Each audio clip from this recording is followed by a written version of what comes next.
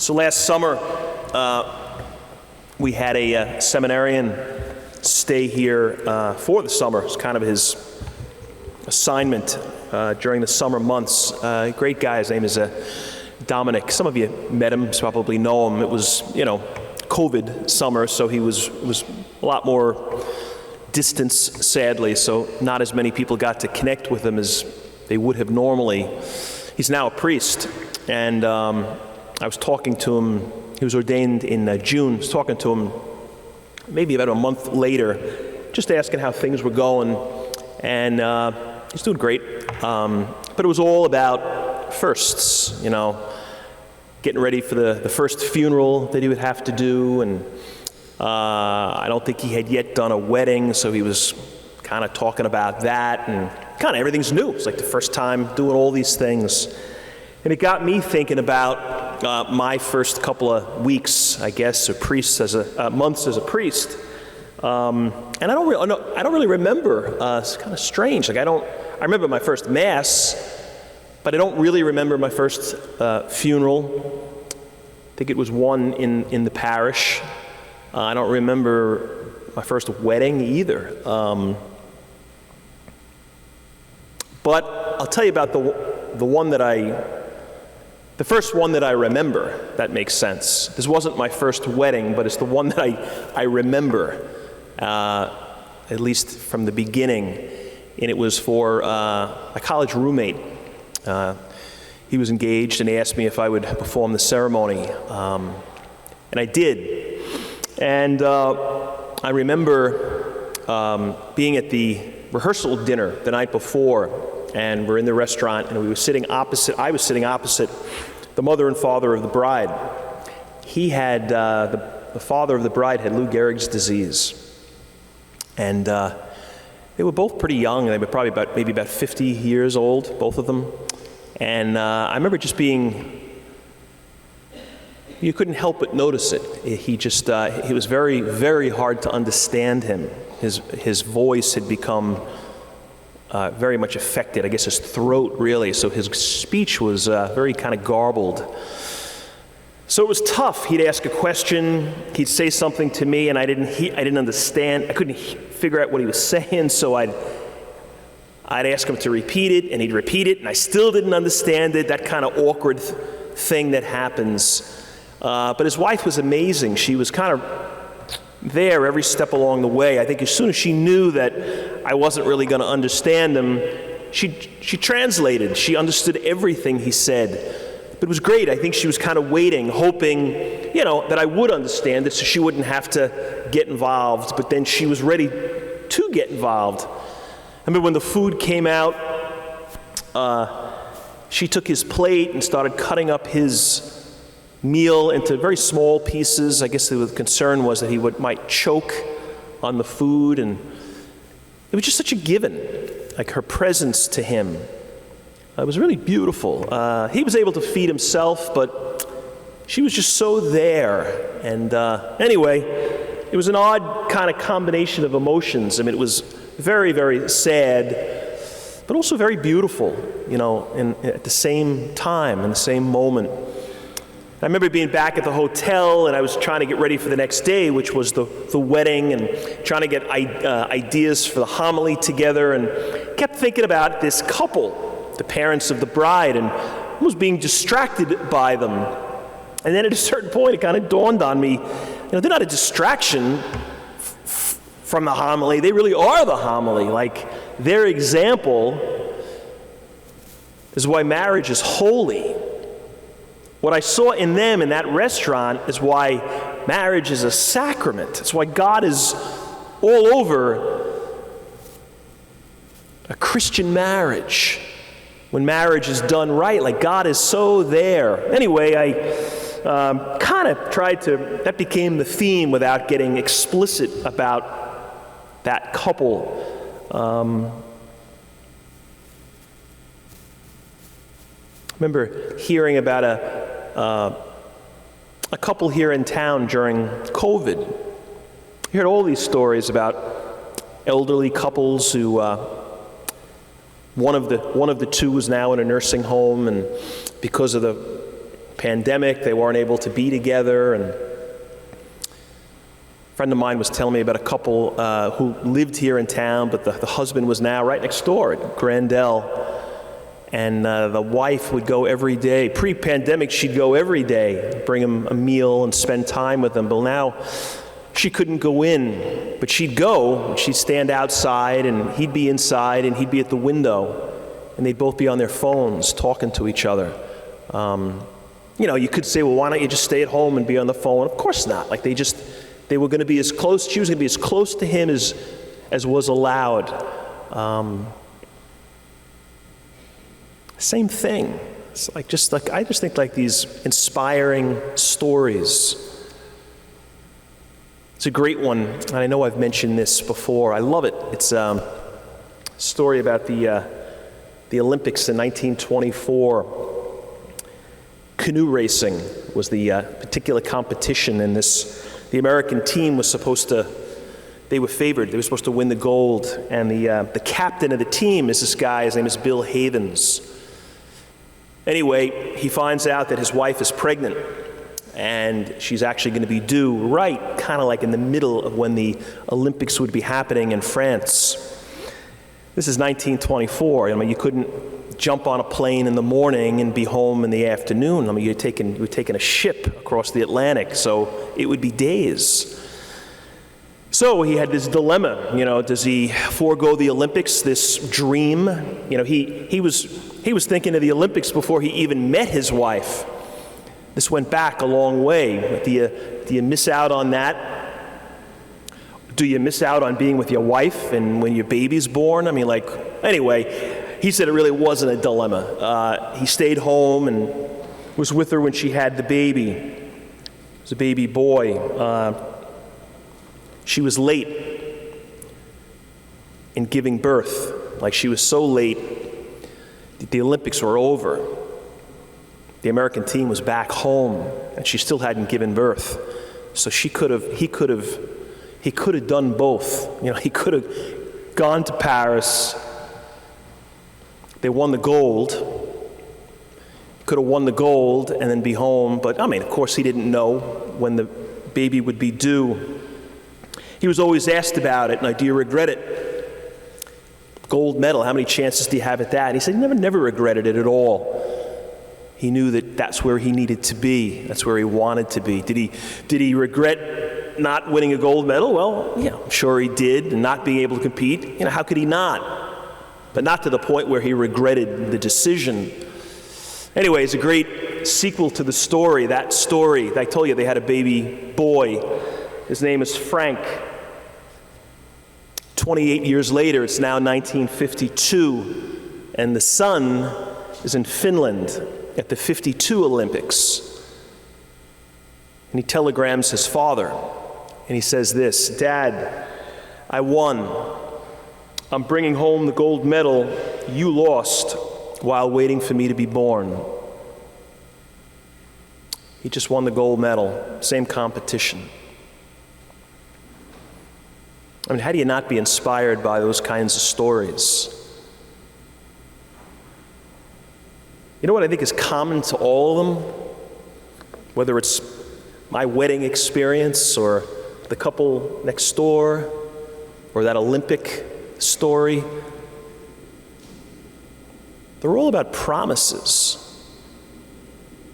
They're all about promises that people made to each other. And they're powerful.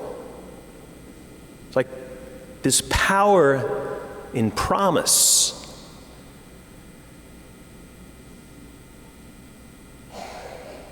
I wonder, is that why Jesus responds the way he does in this gospel tonight? Why is he so defensive of marriage? Why is he so kind of protective of marriage? Think about it. What are the things that we defend?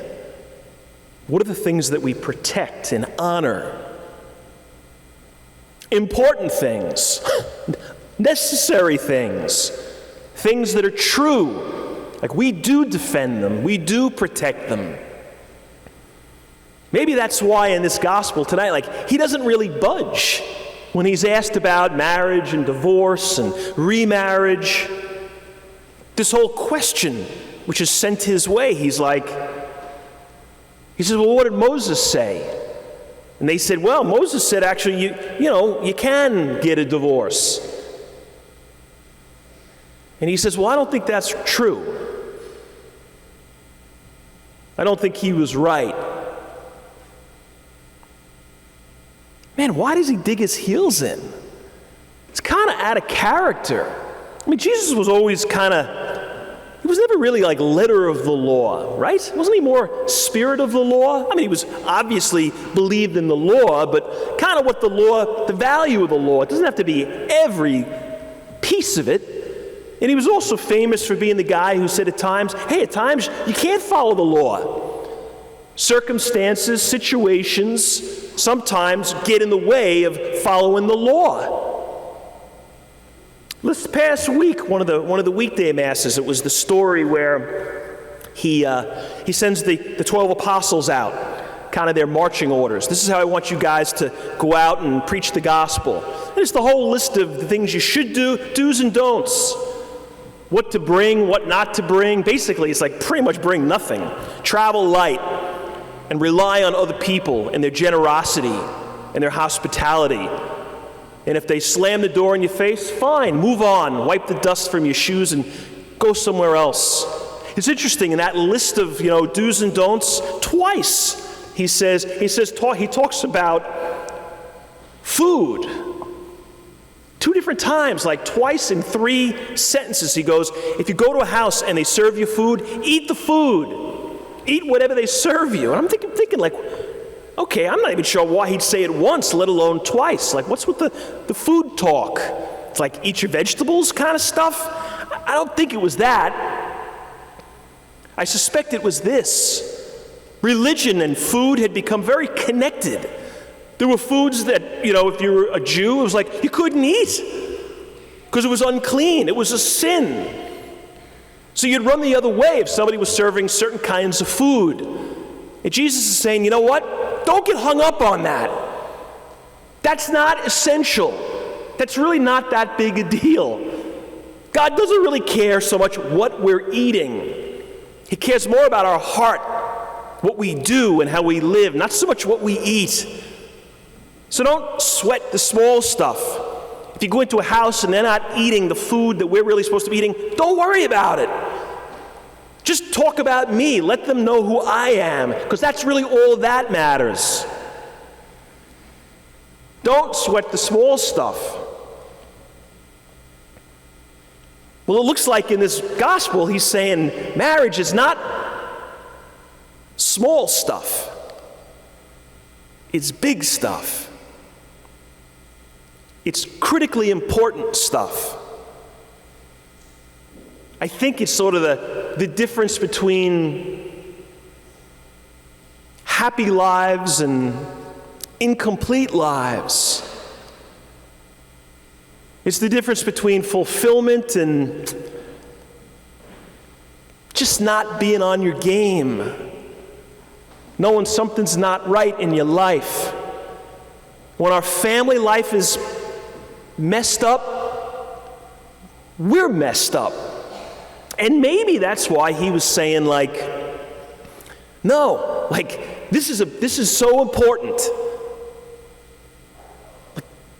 Now, was he saying no exceptions, no circumstances where somebody who's in a marriage should get out? There's never. I mean, of course he wasn't saying that. We all, at least I know as a priest over a lot of years, I can tell you, sadly, a lot of examples of people who stayed in marriages that they should have gotten out of. Eventually they did in most cases, but they waited way too long. Their intention was good, their heart was in the right place, but it was toxic. It was wrong. It wasn't marriage. It wasn't holy. It wasn't healthy. It wasn't Christian. It was messed up. And I'm sure Jesus would be like, run for the hills. This This is not the way life is supposed to be. And then you look at kids who grow up in that house and the collateral damage, the damage that's done because, man, I lived in a little bit of a crazy house. And you know what? My instinct about the way mothers and fathers should act and husbands and wives should treat each other is a little off. My instinct isn't great because I didn't have great teachers. Think of the good teachers you've had in whatever. Think of the bad ones. I'll tell you this much, when I go out to eat, and if I'm picking up the bill, you know what I have to have with me? Is the calculator on my phone. Because I stink at math. And I know why. Maybe partly it's because I'm just not that good at it. But I think there is a particular reason. Because for a couple of really important years, I had terrible math teachers. 3 years in a row, 2 years it was the same teacher in high school. And it was this teacher that was shot. She should have retired 10 years before. She was way past her prime, and the classroom was a zoo as a result. It was crazy, and we learned nothing. Finally, I get a new teacher the third year, and this guy was brand new. He was worse than she was. So for 3 years, I learned very little math. And because of that, I'm pretty lost when it comes to crunching numbers in my head. Our teachers matter. So if you grew up in a house where, the people in charge, the people who set the standard, they were good, they were healthy. I witnessed sacrifice. I witnessed fidelity. I witnessed patience. I witnessed kindness and presence. Like those things were a given, well, then they're going to be kind of a given to us. Because I sat in that classroom for how many years? So now when it's my turn to be a husband or a wife or a father or a mother, my instinct's going to be pretty good. The opposite is also the case. Like, if I didn't have a great teacher in that department, I'm probably going to be off my game. And maybe that's why Jesus was like, yeah, of course there are exceptions. But this is big. And we can't go light on this. If we think we can bail just as soon as things get tough, when we make promises, man, that's not good. For all of us, it's not good. I mean, I'm thinking about when I worked in the high school years ago. You know, the troubled kid, the kid who was in trouble a lot, the kid who was a little strange, the kid who, was unpredictable and kind of alone and didn't seem to connect socially. It's like, man, what's going on with this kid? Well, I realized after a year or two, man, look at home. 9 times out of 10, it was like, now I know why. I met mom and dad. It's like the Addams family at home. It's crazy at home. So I can see why Junior is a little odd. Because he hasn't had great teachers. And you know what? I suspect Jesus knew that. And maybe because of that, he was like, yeah, the marriage thing is really important. So we've got to be hardcore about it. Yes, exceptions, of always exceptions. But this is big. This isn't the small stuff. This stuff we sweat. So maybe I just ask you tonight to think about this. The promises that we've made, and I don't think this is just a marriage thing. Certainly, they're big ones. I think when I became a priest, I made promises. That's a big one. But we make all kinds of promises all the time. Some of them are explicit, some of them more implied, but commitments in friendships and relationships. I'm a kid, my commitment to my mother and my father, the respect that it should be, the promise of respect ought to be presumed, right? Being honest toward them and with them. The promise we should make in terms of just people we encounter and treating them with dignity and respect. obligations I've got, and maybe I haven't really been keeping them. Maybe they are, I don't know, just promises I've sort of gotten sloppy with, and I've been breaking them.